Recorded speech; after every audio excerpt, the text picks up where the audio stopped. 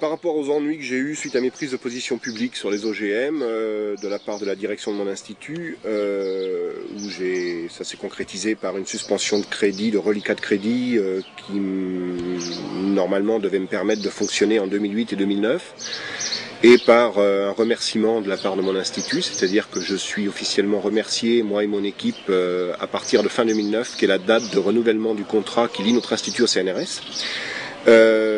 Il y a eu, donc suite à ces pressions, il y a eu une mobilisation nationale, il y a eu près de 48 000 signatures, une pétition nationale, il y a eu une manifestation le 25 juin sur le site de mon institut, donc qui a rassemblé 500 personnes sur le campus, avec un certain nombre de personnalités, dont José Bové, etc. Et qui faisait partie d'ailleurs de la délégation qui a rencontré non pas la direction de l'institut, parce qu'ils n'étaient pas là comme par hasard alors qu'ils étaient prévenus, et qu'on n'avait eu absolument aucune réponse de leur part, mais ils ont été reçus par le doyen de la faculté, par le conseil scientifique, certains membres du conseil scientifique de l'institut. Et suite à cette mobilisation, nous avons été reçus le 9 juillet, donc 2 semaines plus tard, par les instances universitaires, et là on a eu de véritables avancées. Donc visiblement les instances universitaires n'étaient pas au courant de certains éléments du dossier, et l'université s'est engagée à me soutenir avec mon équipe, pour que mon équipe continue d'exister, soit en tant qu'équipe dite d'accueil universitaire, c'est-à-dire une équipe exclusivement universitaire, soit sous forme d'une équipe rattachée à un autre organisme de recherche.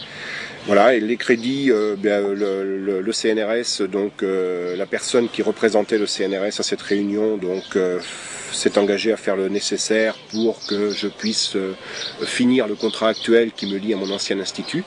Et par ailleurs, la présidence de l'université va faire un courrier dont il pourra être fait état publiquement, pour me blanchir un petit peu de toute la campagne de dénigrement dont j'ai fait l'objet depuis 1 an et demi, 2 ans avec mon équipe. Donc c'est une grande victoire, c'est une grande avancée, et que l'on doit bien sûr à la mobilisation, et ça c'est très important, cette mobilisation, au-delà de mon cas personnel. C'est très important parce que c'est la première fois probablement que des citoyens se mobilisent pour, ouvertement en tout cas, pour venir défendre un chercheur, et qui plus est des citoyens qui sont souvent qualifiés d'anti-sciences de par leur mobilisation, de par leurs engagements, notamment contre les OGM, etc. Et que non, ce ne sont pas des anti-sciences, ce sont des gens qui veulent une autre science, et qui veulent que la science se réconcilie avec les citoyens, qui veulent pas que les scientifiques restent dans leur bulle, et qui mettent les citoyens devant le fait accompli vis-à-vis de technologies qui sont présentées comme de simples innovations, alors qu'il s'agit de véritables choix de société. Et ça, je crois qu'au-delà de mon cas personnel, au-delà de la victoire d'étape, cette belle victoire d'étape me concernant, c'est vraiment très symbolique, très fort. Et ça, j'en suis ravi, parce que à travers les problèmes que j'ai rencontrés, je souhaitais que mon cas puisse permettre justement de mettre ce fossé qui existe entre la recherche institutionnelle et le reste de la société civile un petit peu en exergue, montrer qu'il y a vraiment un problème, et que les citoyens sont demandeurs, c'est la moindre des choses lorsqu'on est un chercheur de l'État, un chercheur du service public, et bien de rendre des comptes à nos citoyens en les informant notamment de ce qui se fait dans nos labos. Et par ailleurs, c'est également une belle victoire pour le combat des lanceurs d'alerte, c'est-à-dire ces personnes qui chercheurs ou pas d'ailleurs, citoyens, groupes de citoyens, qui de par leur activité professionnelle ou par leur engagement ou leur activité associative, eh bien, ont conscience d'un risque environnemental sanitaire et décident d'en informer le plus grand nombre. Et en prenant cette initiative d'informer le plus grand nombre, ce que je fais en dénonçant la carence d'évaluation sur les OGM, notamment la carence d'évaluation sanitaire, eh bien, on s'expose à des pressions très fortes de la part de ces hiérarchies. Ça peut aller jusqu'au licenciement dans le privé, jusqu'à la mise au placard dans le public. Et pourquoi on s'expose à des pressions? Eh bien parce qu'il n'y a pas de système de traitement des alertes, on est tout seul, on est une personne isolée. Et donc il est important qu'il y ait une protection juridique des lanceurs d'alerte pour protéger les personnes qui alertent, mais aussi qu'il y ait derrière un traitement de l'alerte, c'est-à-dire un traitement contradictoire, parce que tous les grands problèmes sanitaires et environnementaux de ces derniers temps ont été mis en débat, ont été mis sur la table grâce à l'action de citoyens isolés, chercheurs ou pas, qui l'ont payé très cher. Donc ça c'est très important également, ça fait partie des engagements qui ont été pris dans le Grenelle de l'environnement, la protection des lanceurs d'alerte, et on souhaite que, que évidemment ces engagements soient transcrits politiquement, qu'ils ne restent pas lettre morte, et cette victoire d'étape que j'ai obtenue à l'Université Paris-Sud, eh bien c'est un pas de plus en avant pour le combat des lanceurs d'alerte après la victoire ou les victoires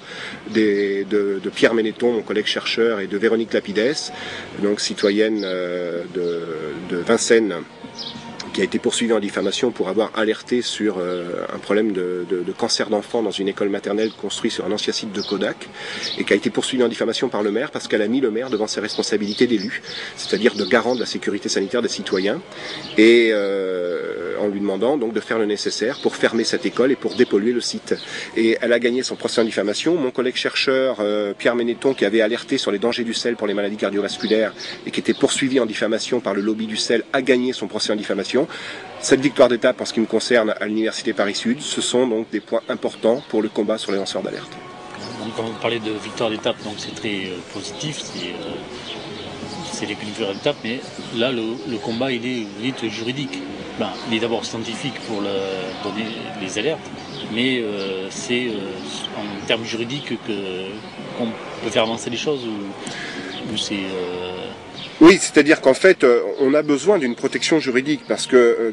une personne qui est victime de pression de sa hiérarchie, pour tout simplement avoir alerté sur une cause, il n'a rien pour se retourner. Il n'a aucune branche à laquelle s'accrocher. Que propose le Grenelle de l'environnement sur ce sujet ? Le Grenelle de l'environnement propose à acter la nécessité d'un dispositif d'expertise indépendante et d'un dispositif d'expertise indépendante et de l'alerte. Donc d'une protection, d'un traitement et de l'alerte et de protection des lanceurs d'alerte. Donc voilà, c'est ce que l'on veut, c'est que ce soit transcrit politiquement, parce qu'évidemment le Grenelle de l'environnement, ce sont des discussions, ce sont des conclusions, mais voilà, il est important qu'il y ait une transcription politique et que ce ne soit pas que des mots, que des promesses sans suite. Donc, mais il est évident qu'il faut passer par là. Évidemment, c'est un symptôme d'un dysfonctionnement de nos démocraties, parce que dans une démocratie bien faite, on ne devrait pas avoir besoin même de parler de lanceur d'alerte. Un lanceur d'alerte, c'est quelqu'un qui fait son boulot. Point. Donc on ne devrait pas avoir besoin de lui mettre une étiquette lanceur d'alerte. Et on ne devrait pas avoir besoin non plus d'un système de traitement d'alerte. Ça devrait aller de soi.